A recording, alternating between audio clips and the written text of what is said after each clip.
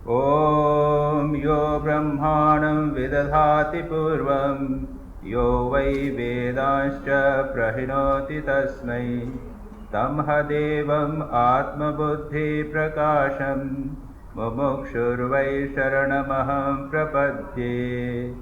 ॐ नमो ब्रह्मादिभ्यो ब्रह्मविद्यासम्प्रदायकर्तृभ्यो वंशऋषिभ्यो नमो महद्भ्यो नमो गुरुभ्यः। ॐ नारायणं पद्मभवं वसिष्ठं शक्तिं च तत्पुत्रपराशरं च व्यासं शुकं गौडपदं महान्तं गोविन्दयोगेन्द्रमथास्य शिष्यं श्रीशङ्कराचार्यमथास्य पद्मपादं च हस्तामलकं च शिष्यं तं तोटकं वार्तिककारमन्यान् अस्मद्गुरून् सन्ततमानतोऽस्मि। श्रुतिस्मृतिपुराणानामालयं करुणालयं नमामि भगवत्पादं शङ्करं लोकशङ्करं शङ्करं शङ्कराचार्यं केशवं बादरायणं सूत्रभाष्य कृतो वन्दे भगवन्तो पुनः पुनः। ईश्वरो गुरुरात्मेति मूर्तिभेदविभागिने व्योमवद्व्याप्तदेहाय दक्षिणामूर्तये नमः। हम लोग लगभग एक माह बाद मिल रहे हैं। हमारा ये जो श्रीमद् श्री श्वेताश्वतर उपनिषद पर जो प्रवचन हुआ था वो संभवतः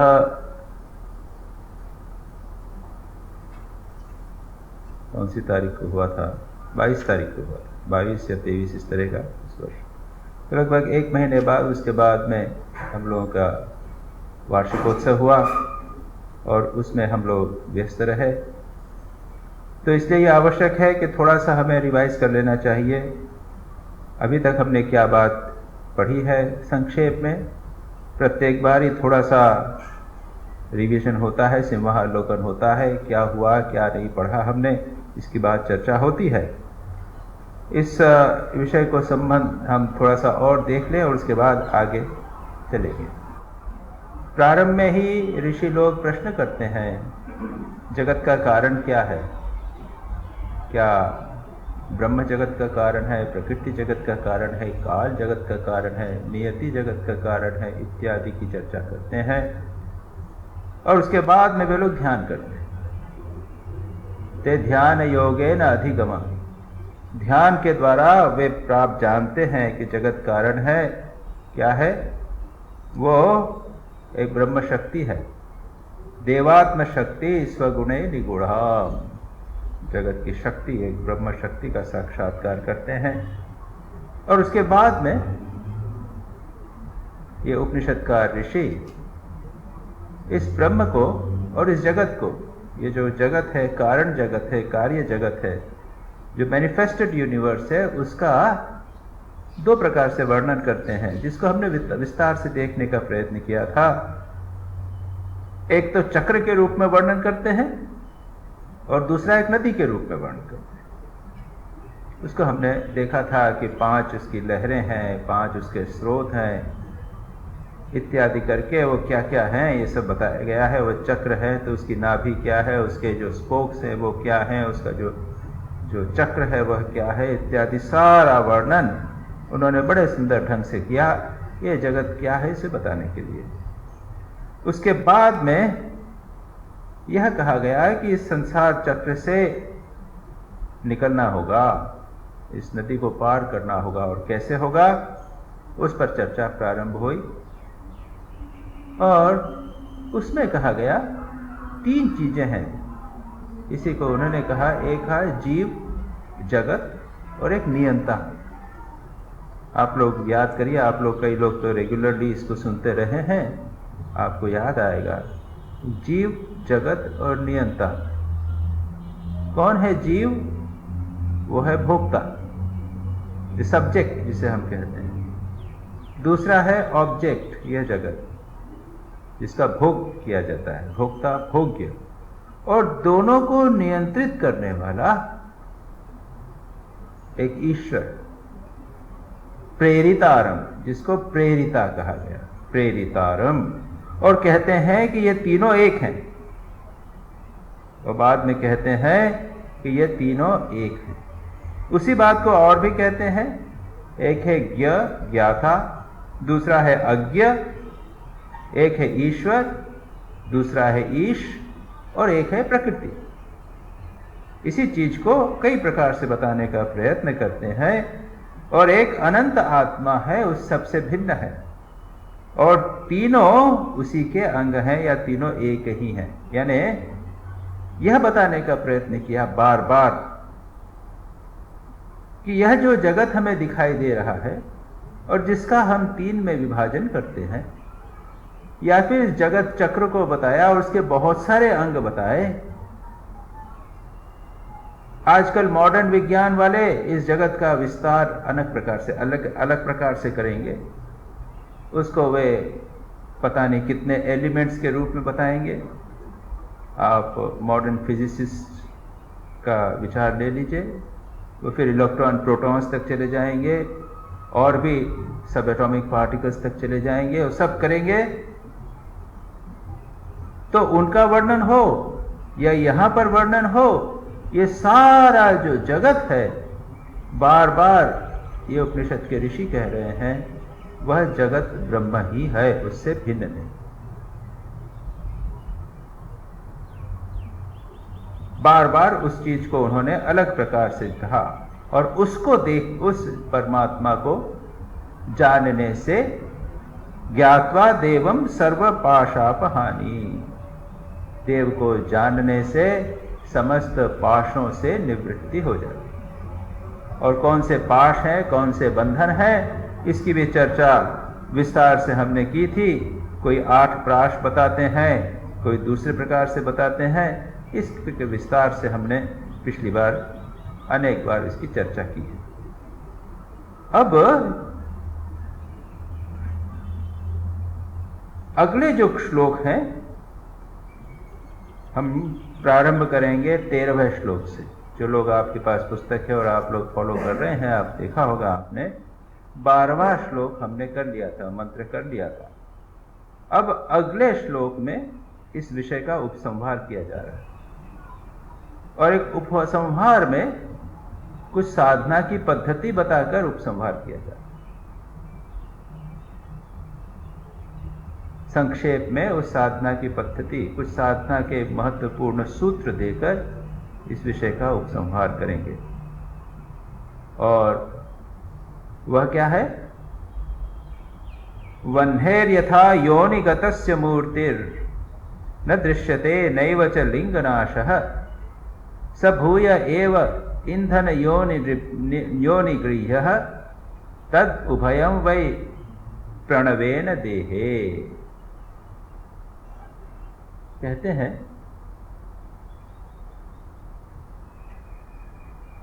वह्नेः यथा योनिगतस्य मूर्ति न दृश्यते। वह्नि अग्नि, वो कहाँ है? योनिगत। योनिगत यानी उसके कारण में, जहां से उसकी उत्पत्ति होती है। अग्नि की उत्पत्ति कहां से होती है? लकड़ी से। लकड़ी के अंदर अग्नि बैठी हुई है। न दृश्यते, लेकिन दिखाई नहीं देती। अग्नि, लकड़ी जो उसका कारण है उसके अंदर है, लेकिन न दृश्यते। लेकिन न एव लिंगनाश है, उसके लिंग यानी उसका जो स्वरूप है, उसका जो सूक्ष्म स्वरूप है, ये लिंग शब्द का अर्थ होता है सूक्ष्मता या इंडिकेटर। यहां पर सूक्ष्म शब्द लिया है। उसका जो सूक्ष्म रूप है, न एव लिंगनाश है, न उसके स्वरूप का, सूक्ष्म रूप का नाश होता है। अग्नि दिखाई नहीं देती, लेकिन सूक्ष्म रूप से उसमें विद्यमान रहती है। हम ये नहीं कह सकते ये अग्नि नहीं है, वो है सूक्ष्म रूप में। सभूय एव ईंधन योनि गृह्यः, और ये कैसे पता चलेगी, कैसे मालूम होगी? ईंधन के कारण। अगर आप आग उसको जब जलाएं, क्या कैसे करेंगे बताया जाएगा। इसके आगे कैसे यह ईंधन निकलता है, वह कैसे अग्नि इसमें से निकलती है, उसका कारण कैसे उत्पत्ति होती है, उसकी चर्चा की जाएगी। अभी अगले मंत्रों में ही आएगा। जब हम दो लकड़ियों को घिसते हैं, पहले जमाने में दो लकड़ियां हुआ करती थीं, आजकल भी माचिस देते हैं तो माचिस को हम घिसते हैं, उसमें अग्नि तो दिख नहीं रही है, लेकिन घिसते ही अग्नि निकल आती। पहले जमाने में माचिस नहीं थी, और यज्ञ वेदी इत्यादि यज्ञ जब किए जाते थे तो एक लकड़ी नीचे और एक लकड़ी ऊपर, और उनको जोर से घिसा जाता, और घिसने से स्पार्क होता था, इसमें से चिंगारी और अग्नि जलती थी। उसके बाद में वहां पर उसको वो कुश आदि डालकर अग्नि को जलाते थे, और इस अग्नि से यज्ञ आदि हुआ करते थे। उसको पवित्र अग्नि माना जाता है। तो यहां पर कहते हैं कि सब भूय एव ईंधन योनि गृह्यः, वह जो है वह ईंधन के द्वारा प्राप्त होता है। तद उभयम वै प्रणवेन देहे। अब कहते हैं उसी प्रकार से ये दृष्टांत दिए जा रहे हैं, ये अग्नि का दृष्टांत दिया जा रहा है। याद रखिए, ये कुछ बात कही जाने वाला। या पहले भी दो दृष्टांत आए, चक्र का दृष्टांत आया, नदी का दृष्टांत आया। दृष्टांत के माध्यम से वस्तु आसानी से समझ सकते। और कल श्री रामकृष्ण वचनामृत का पाठ है, उसमें भी मैंने बताया आपको, और हम देखते हैं श्री रामकृष्ण वचनामृत जब पढ़ा जाता है तो श्री रामकृष्ण कितने दृष्टांत देते हैं। प्रत्येक वाक्य के साथ, प्रत्येक उपदेश के साथ में एक दृष्टांत के माध्यम से, एग्जाम्पल के माध्यम से वस्तु आसानी से समझ में आती है। तो कहते हैं कि जिस प्रकार से अग्नि लकड़ी में है लेकिन दिखाई नहीं देती, लेकिन एक प्रक्रिया के माध्यम से वह ईंधन में से प्रकट होती है, उसी प्रकार से इस देह में उभयम वै प्रणवेन देहे, प्रणव के द्वारा, ओंकार के द्वारा, ये ओंकार परम पवित्र शब्द, इस ओंकार के द्वारा आत्मा का ग्रहण किया जाता है। ये संक्षेप में यहां पर कह दिया कि जिस प्रकार लकड़ी में, अरणी में अग्नि रहती है और उसको जब मंथन नहीं किया जाता, घिसा नहीं जाता, तब तक उसको दिखाई नहीं देता रूप। लेकिन इसका अर्थ नहीं है कि उसका सूक्ष्म रूप नहीं है। और जब ईंधन को मिलाया जाता है, पुनः पुनः मंथन किया जाता है, तब वह प्रकट होता है। उसी प्रकार से उभयम, उभय में दो चीज हो गई। क्या हो गया? ईंधन और लकड़ी। अब इसको आगे कहेंगे यह किस प्रकार से होता है। ये जो अग्नि स्थानीय आत्मा, आत्मा क्या है? ये अग्नि जो विशेषण दृष्टांत है, ये किसके लिए कहा गया? आत्मा के। अग्नि जिस प्रकार आत्मा हमारे शरीर में विद्यमान है लेकिन दिखाई नहीं देती। ये देह दिखाई देती है, बॉडी दिखाई देती है, शरीर दिखाई देता है। ऐसा लगता है कि शरीर तो मर जाएगा, कुछ बचेगा नहीं। लेकिन जिस प्रकार से अग्नि बची रहती है, चाहे दिखाई नहीं देवे फिर भी बची रहती है, उस प्रकार से यह आत्मा हमारे शरीर में विद्यमान है। वह कैसे निकलती है? प्रणवेन, प्रणव के माध्यम से निकलती। आज हमने इस विषय को, प्रणव के विषय को लेने का विस्तार से, ओंकार जो है उसका कितना महत्व है, उसकी साधना कैसे होती है, ये बहुत महत्वपूर्ण विषय। इसका सभी धर्मों में, खास करके जो भारतीय धर्म है, सिख धर्म है, हिंदू धर्म है, जैन धर्म है, इन सब में ओंकार का एक ओंकार सतनाम, और प्रणव तो बहुत महत्वपूर्ण। तो उसको क्या महत्व है, उसका साधना कैसे करनी चाहिए, इसका हमें संकेत मिलता है उपनिषदों में। और यहां पर संकेत है, अब देखें आगे क्या कहते हैं। स्वदेहम अरणिम कृत्वा, अभी देह की बात की। स्वदेहम अरणिम कृत्वा, एक लकड़ी में जिस प्रकार से अग्नि है उसी प्रकार इस देह में आत्मा है। ये लकड़ी हुआ अरणी, अरणी यानी दो प्रकार की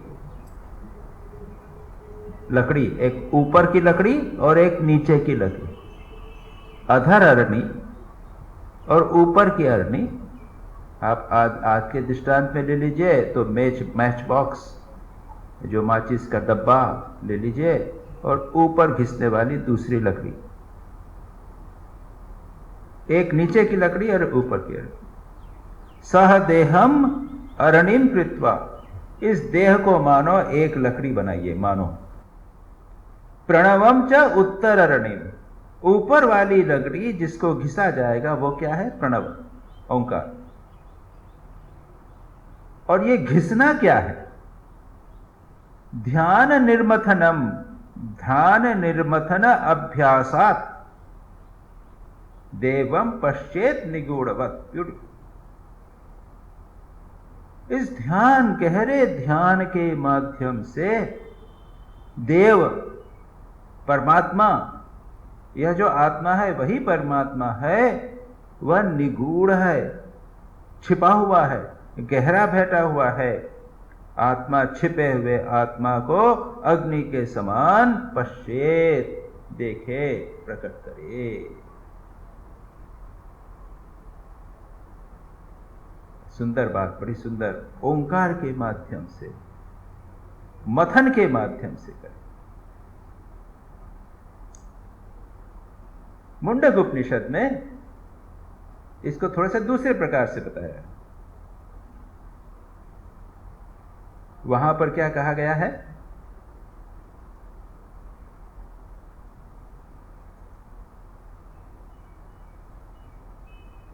धनुर्गृहीत्वा औपनिषदम महास्त्रम शरम उपासनिशितम संधयीत आयम यतद्भावगतेन चेतसा लक्ष्यम तदेव अक्षरम सौम्य विद्धि।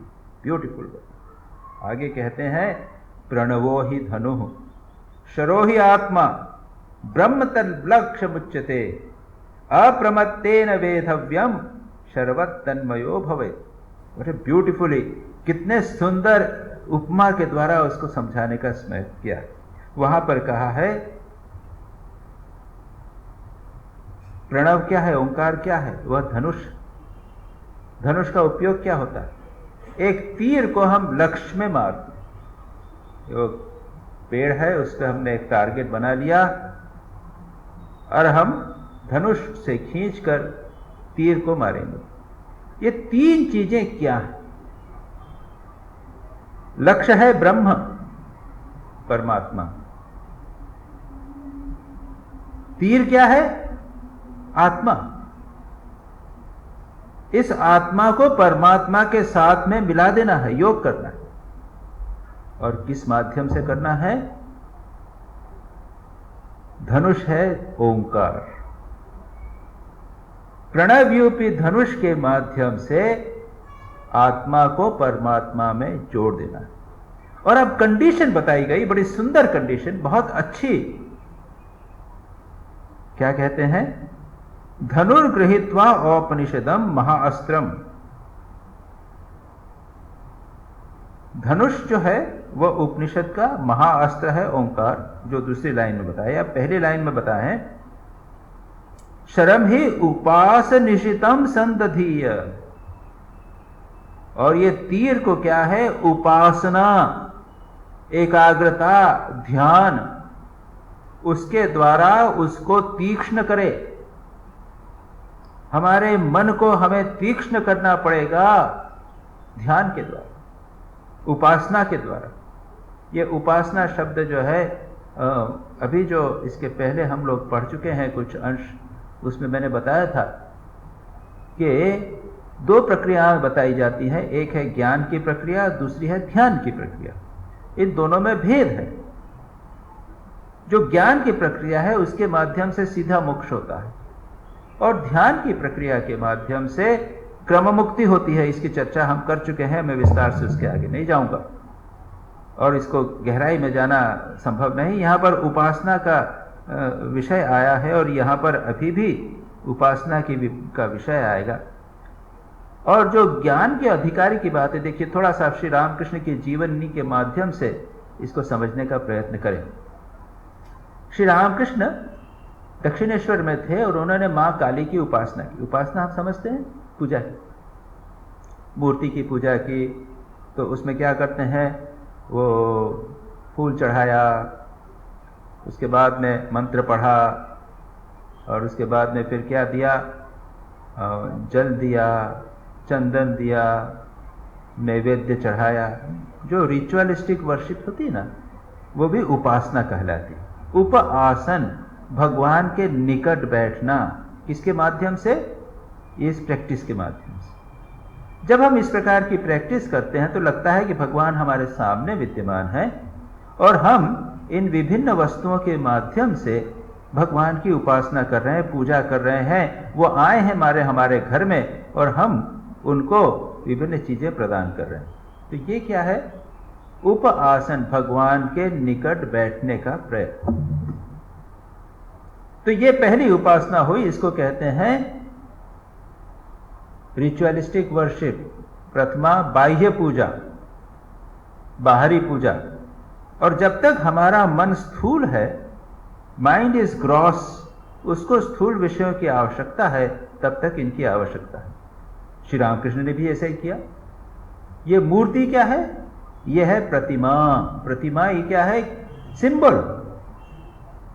ये मूर्ति भगवान को मानो एक कि भाई ये तो है तो पत्थर की, लेकिन इसको हमने जगदम्बा की सर्वव्यापिनी जो माँ है, जो ब्रह्म है, उसी को हमने वहां पर मूर्ति बना के रख लिया। यह हुआ प्रथमा, प्रतिमा पूजा। ये उपासना, पहली उपासना। दूसरी जप स्तोत्र आदि। श्री रामकृष्ण उसके बाद जप करते थे, गाना गाकर माँ को सुनाया करते थे। थोड़ा सा सटल, थोड़ा सा और गहरे हुए, मन हमारा और सूक्ष्म हुआ। बाह्य वस्तुओं की आवश्यकता नहीं, हम मंत्र के माध्यम से भगवान के निकट जा सकते हैं। मंत्र के माध्यम से एकाग्रता पूर्वक मंत्र का जप करते हैं, भगवान के भजन गाते हैं, स्तोत्र गाते हैं, तो हमको मन में आनंद होता है, उनके निकट अधिक निकट लगता है। माँ तुम मेरी माँ हो, कब दर्शन दोगी, ये क्या हुआ, ये और निकट हो गए, तो बातचीत करके और निकट पहुंचे। उपासन, और निकट, किसके माध्यम से, ये शब्द, मंत्र इत्यादि के माध्यम से। तीसरा है ध्यान। जब हम एकाग्रता पूर्वक यह करते हैं तो हमारा केवल वाचिक, केवल स्थूल हाथ से कार्य मात्र नहीं होता, केवल मुंह से कुछ शब्द बोले नहीं जाते, मन हमारा भगवान में लगने लग जाता है, भगवान के निकट जाने लगता है। ये जो पूजा करते हैं आप, पूजा पद्धति श्री रामकृष्ण की या फिर काली की, दुर्गा की पूजा, उसमें आप देखेंगे इसके सारे एलिमेंट्स रहते हैं। पहले क्या करना चाहिए, हाथ को कैसे बनाना, फिर ये डालो वो डालो, ये बाह्य चीजें हैं, उपचार है, उपकरण है। उसके बाद बोलते हैं मंत्र बोलो, और फिर जात में पूजा प्रारंभ होती है तो बोलते हैं बैठकर ध्यान करो, ध्यान करो कि यहां पर फूल रख के ध्यान करो, भगवान मेरे हृदय में है, इत्यादि इत्यादि ध्यान करो। तो ये तीसरा लेवल हुआ मानसिक पूजा, मानसिक उपासना। और चौथा होता है पूजक, जो है वह पुजारी और पूज्य जिसकी पूजा करते हैं वो एक हो जाता। अब ये जो तीसरी पूजा तक की बात है, या यूं कहिए चौथी अंतिम पूजा तक की जब बात है, जो इसमें परिपक्व हो जाता है उसको वेदांत की शास्त्रीय भाषा में कहते हैं कृत उपास्ति साधक। कृत यानी कर लिया, उपास्ति यानी उपासना, जिसने ऐसा साधक, और ऐसा साधक ज्ञान का उत्तम अधिकारी माना जाता है। ज्ञान क्या? अहम ब्रह्मास्मि, मैं ब्रह्म हूं, ये कैसे पता चलेगा? विचार के द्वारा। ये उसकी प्रक्रिया भिन्न है। ये सब हम जो कर रहे हैं ज्ञान की चर्चा कर रहे हैं। तो श्री रामकृष्ण ने जब तोतापुरी महाराज, उनके गुरु, वेदांत के गुरु उनके पास आए, उसके पहले तक श्री रामकृष्ण ने उपासना कर ली थी, उपासना में सिद्ध हो गए। मां जगदम्बा की उपासना करते थे, गाना गाते थे, वो फूल रखकर ध्यान में गहरे बैठ जाते थे, और उसके बाद में उनको दर्शन हुआ मां काली का, और वो समाधि में लीन हुए। तो तोतापुरी महाराज जब दक्षिणेश्वर मंदिर में आए तो उन्होंने देखा कि उनके सामने, जब घाट से उतरे तो देखा श्री रामकृष्ण वहां पर बैठे हुए थे। वो घाट की चांदनी जो छतरी है, जो उसका जो पोर्टिको होता है, उसके अंदर वहां श्री रामकृष्ण आराम से बैठे हुए। देखते ही तोतापुरी महाराज जो महान ऋषि थे, देखते ही पहचान गए। उन्होंने कहा, अरे ये बंगाल जो है ये तो तंत्रों का देश, इस देश में वेदांत का इतना उत्तम अधिकारी कैसे? इसको मैं वेदांत का उपदेश दूंगा। ये तो वेदांत का, ज्ञान का उत्तम अधिकारी। कृत उपास्थि जो व्यक्ति है वो वेदांत का उत्तम श्रेष्ठ अधिकारी होता है। श्री रामकृष्ण ऐसे अधिकारी। और तोतापुरी महाराज ने उनको उपदेश दिया, और परिणाम क्या हुआ? 3 दिन में उन्हें ज्ञान की चरम अवस्था प्राप्त हो गई। यहां पर किस चीज की बात कर रहे हैं? उपासा निशितम, उपासना के द्वारा मन जो है वो तीक्ष्ण हो जाता है। निशितम, गहराई से अच्छी तरह उपासना कीजिए, पूजा कीजिए। हमारे यहां तो पूजा की परंपरा है ना, लेकिन बाद में क्या होता है, पूजा रिचुअल हो जाता है, बस थोड़ा सा कर दिया, बस एक ढर्रे से करते हैं। लेकिन जो ठीक ठीक उपासना करेगा उसका मन जो है अत्यंत तीक्ष्ण हो जाता है। ये एकाग्रता के द्वारा, उपासना के द्वारा मन की एकाग्रता बढ़ती। अब थोड़ा सा और क्यों उपासना वाला व्यक्ति ज्ञान का श्रेष्ठ अधिकारी होता है, इसको थोड़ा सा और समझ लें। ज्ञान के 3 बाधाएं हैं, ऑब्स्टेकल्स, विक्षेप। पहली बाधा है मल, इसको कहते हैं मल, तमोगुण। ध्यान करने बैठे, विचार करने बैठे, नींद आ गई। जीवन में केयरलेसनेस है, प्रमाद है, कोई काम ठीक से मन लगा के करते नहीं, सब चीजों में गलती हो जाती है। अगर फूल से सजाना भी किसी चीज को हो तो टेढ़ा मेढ़ा समाज सजाया है। कपड़े अगर भगवान को पहनाना है तो ठीक से नहीं पहना है, कोई ऐसा टेढ़ा है, वैसा टेढ़ा है। ये मन एकाग्र नहीं, और मन में तमोगुण, आलस्य, प्रमाद, केयरलेसनेस ये है।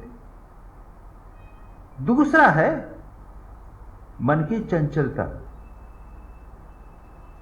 ये करूंगा, वो करूंगा। आप देखेंगे कि लोग काफी एक्टिव, हमेशा प्लान बनाते रहते हैं, यह काम करें, वह काम करें, इत्यादि सब हैं। अत्यंत रेस्टलेस, अत्यंत चंचल मन। और तीसरा है अज्ञान।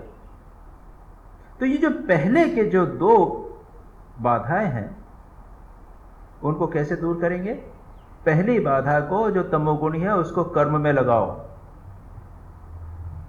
स्वामी विवेकानंद ने सारे भारत का भ्रमण किया। भारत तो हमारी धार्मिक भूमि है ना। आज सुबह एक इनोवेटिव टूरिज्म के ऊपर एक सेमिनार था, हमको जाना पड़ा। वहां पर हमने यही बात की कि इंडिया में रिलीजियस टूरिज्म, बहुत सारे लोग, रिलीजियस लोग आते हैं यहाँ पे। क्यों? ये भारत जो है वह धर्म भूमि है। स्वामी विवेकानंद ने कहा था कि भारत का प्राण है धर्म।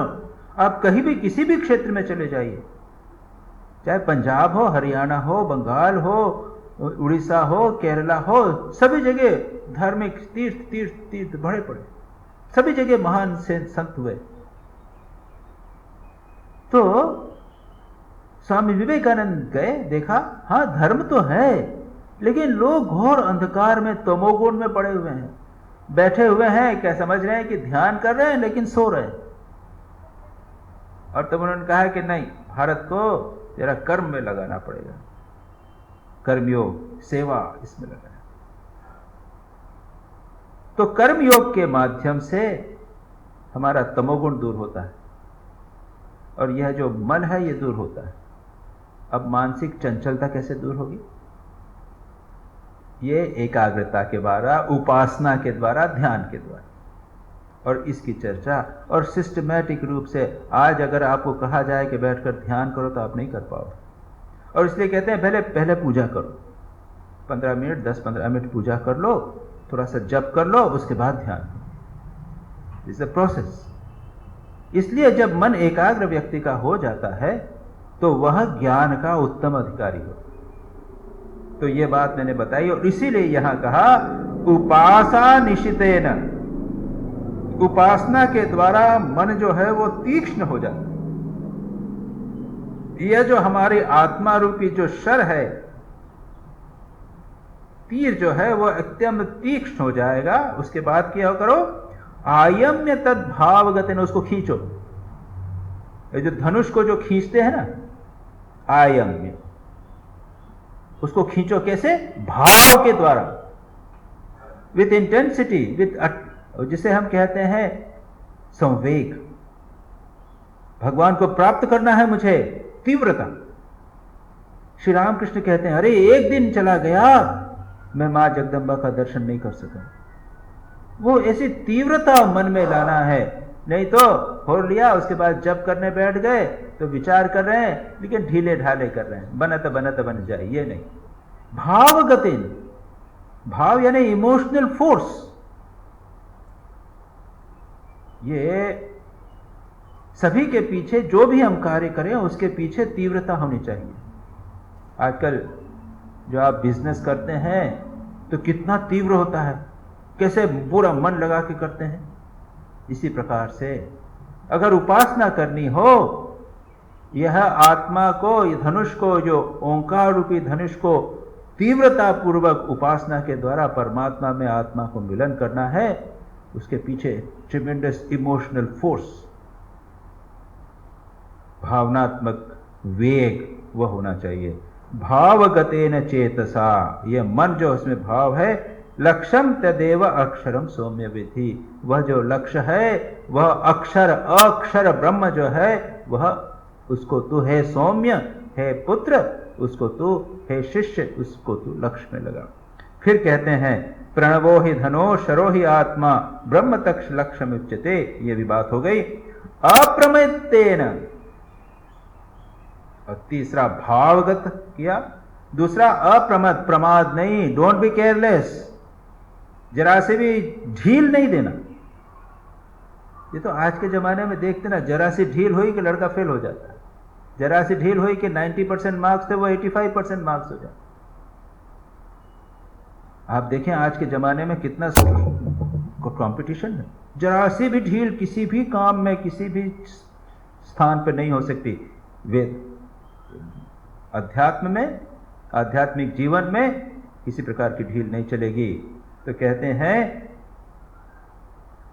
शर्वत तन्मयो अप्रमत्तेन वेधव्यम, वह जो लक्ष्य है उसको वेद करना है बिना प्रमाद के, किसी प्रकार की ढील दिए बिना उसको करना है।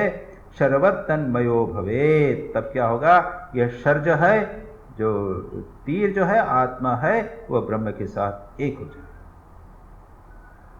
तो ये बहुत अच्छी तरह से मुंडक उपनिषद में तीर, धनुष और लक्ष्य के माध्यम से समझाया गया। यहां पर क्या किया है, यहां पर अरणी दूसरा उपमा दी गई है, इसको घर्षण करना है। और यह घर्षण क्या करना है, यह देह जो है वो नीचे की लकड़ी है, ओंकार प्रणव जो है वो ऊपर की लकड़ी है, और जो प्रक्रिया यहां पर थी वो कौन सी थी, उपासना, यहां पर इसको कहा ध्यान।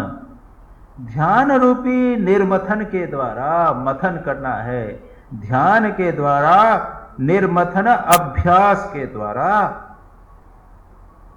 बार बार एक बार घिस दिया और छोड़ दिया नहीं होगा। जब तक अग्नि नहीं उगती तब तक हम घिसते चले जाते हैं। तो आजकल वो माचिस तो है फट से एक बार में हो जाती है, पहले ज़माने में ऐसा नहीं। एक लकड़ी थी, उसमें थोड़ा सा ऐसा छेद जैसा होता था और उसके ऊपर वो दूसरी लकड़ी को घिसते जाते थे, तेजी से घिसते जाते थे। अब आप 1 मिनट 1-2 बार घिसा, उसके बाद छोड़ने से होगा क्या? वो तो पुनः ठंडी हो जाएगी। कंटिन्यूअसली बार बार घिसते रहो, अचानक आग निकली। ध्यान निर्मथन अभ्यास के द्वारा, अभ्यास प्रैक्टिस, ध्यान की प्रैक्टिस के द्वारा, अभ्यास के द्वारा देवम पश्येत, अपने भीतर जो आत्मा है उसको देखे, वह ज्योति जो लाइट अग्नि जो है वह उसको देखे। तो यहां पर वही बात ध्यान और अभ्यास की बात है।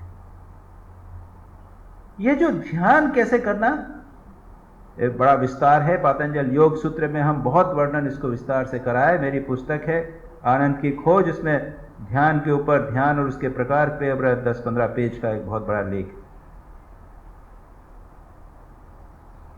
लेकिन ये ध्यान और ये ओंकार, याद रखिए मैंने आज का विषय लिया ओंकार, अगली बार भी इसी को कंटिन्यूस करेंगे। ये एक बहुत महत्वपूर्ण विषय है, इसके साथ बहुत सारी बातें जुड़ी हुई है। ओंकार का अर्थ क्या है, वो एक तो ओंकार को प्रतीक कहा गया और दूसरा ओंकार ही ब्रह्म कहा गया। श्री रामकृष्ण कहते थे, एक कोई ऋषि कोई आए, साधक आए, बड़े अच्छे साधक थे, श्री रामकृष्ण को बड़ा अच्छा लगा। वो काकुरगाछी, आप लोगों ने नाम सुना होगा, काकुरगाछी जो वो योगोद्यान है, वहाँ श्री रामकृष्ण एक बार गए थे। तो रास्ते में उन्होंने सड़क के किनारे एक साधु को बैठे देखा।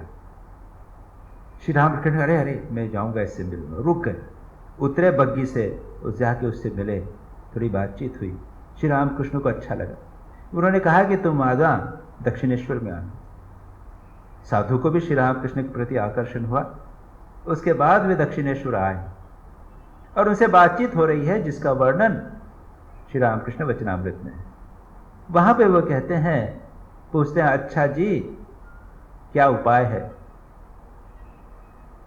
तो उसने बातचीत में कहा कि ओम ही सब कुछ। तो श्री रामकृष्ण ने कहा कि लेकिन ओम का कुछ प्रतिपाद्य तो है। ओम इज ए वर्ड, एक शब्द है। शब्द का कुछ प्रतिपाद्य, यह शब्द जो है किसी दूसरी चीज को दिखाता है, बताता है। जैसे आपके पुत्र का नाम है महेश, महेश तो शब्द है, लेकिन यह शब्द किसका प्रतिपाद्य है, किसका है? वह महेश नामक आपके पुत्र का है, जिसका जन्म से लेकर बड़ा हो गया है, उसकी पूरी हिस्ट्री है, उसका शरीर है, उसका मन है, उसके व्यवहार है, आचरण है, इत्यादि सब के सब का एक प्रतीक है ओम, ये महेश। तो श्री रामकृष्ण ने कहा कि ओम का कुछ प्रतिपाद्य तो है। तो वो जो साधक थे वो कहते हैं, ओम ही सब कुछ, ओम ही ब्रह्म है। श्री रामकृष्ण ने प्रतिवाद नहीं किया कि अच्छा, आपका जो सिद्धांत है वो ऋषियों का सिद्धांत है, इसको मैं स्वीकार कर। तो एक सिद्धांत के अनुसार ओम और ब्रह्म या परमात्मा एक हैं, अलग नहीं है। ओम ही सब कुछ। दूसरे सिद्धांत के अनुसार ओम भगवान का वाचक है। पातंजल योग सूत्र में कहा गया, तस्य वाचकः प्रणवः। आप लोग जो पातंजल योग सूत्र आप लोग पढ़ चुके हैं, यहां पे तस्य वाचकः प्रणवः। किसका वाचक है प्रणवः? ईश्वर का वहाँ ईश्वर शब्द का है। और फिर ईश्वर का पूरा विस्तार करके गया है, ईश्वर कौन होता है, पातंजल योग सूत्र की अपनी भाषा। यहां कहेंगे ओम जो है वह क्या है, वह सगुण ब्रह्म और निर्गुण ब्रह्म दोनों का वाचक है। ये किस में आएगा, ये मांडुक्य उपनिषद में आएगा। अब किसी बात हम उसके अंदर ब्रह्म के विभिन्न प्रकार बताए हैं, विराट, हिरण्यगर्भ, ईश्वर या वैश्वानर, प्राज्ञ, तेजस, ये जितने भी परमात्मा के ब्रह्म के रूप हैं, आत्मा के रूप हैं, उन सब का वाचक है ओम। ये इतना व्यापक है, अ उ म और उसका अका ओम, वो जो है सब का सब एक शब्द के माध्यम से, सब पूरा गैमेट ऑफ कॉन्शियसनेस जिसे कहते हैं, परमात्मा का सारा स्वरूप उसके अंदर आ जाता है एक छोटे से शब्द के, तस्य वाचकः प्रणव। और एक तीसरे सिद्धांत के अनुसार जो शब्द है वह ब्रह्म से भी बड़ा, जो मैंने कहा था, जैसे राम शब्द है तो राम क्या है, वो दशरथ नंदन राम का एक वाचक है? नहीं, राम और राम जो है दोनों एक ही हैं। आप आपके पुत्र का नाम और उसके पुत्र से को अलग कर सकते हो क्या? दोनों एक ही तो हैं। लेकिन कहते हैं जो लोग मंत्र शास्त्र वाले हैं वो कहते हैं कि राम का नाम जो है वो राम से भी बड़ा है। अरे राम को समुद्र पार करने के लिए खुद बनाना पड़ा था, सेतु बनाना पड़ा था, और हनुमान जी ने भगवान का राम का नाम का लेके जंप करके चले गए थे। इसलिए जो है वो राम का नाम जो है वो राम से भी बड़ा है। तो ये विभिन्न प्रकार के कंसेप्ट, सिद्धांत हम प्राप्त पाते हैं।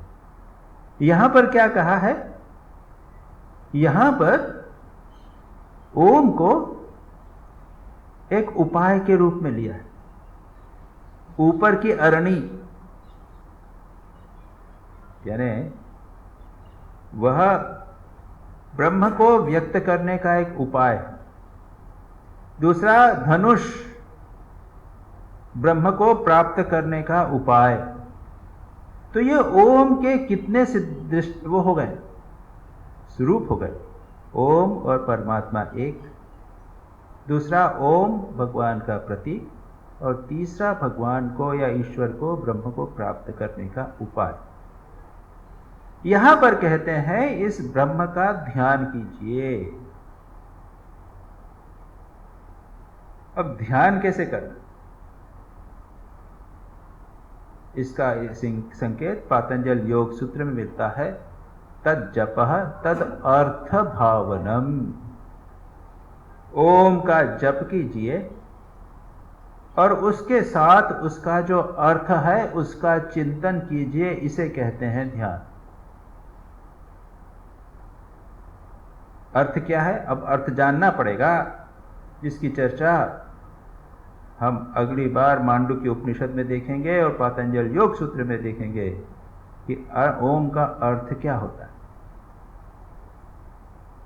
ओम का अर्थ है कॉन्शियसनेस, चैतन्य। एक जागृत अवस्था में जो मैं सारे जगत को देख रहा हूं, ये इंद्रियों के माध्यम से, कौन देख रहा है? मैं देख रहा हूं। जो प्योर कॉन्शियसनेस चैतन्य है वह अनुभव कर रहा है।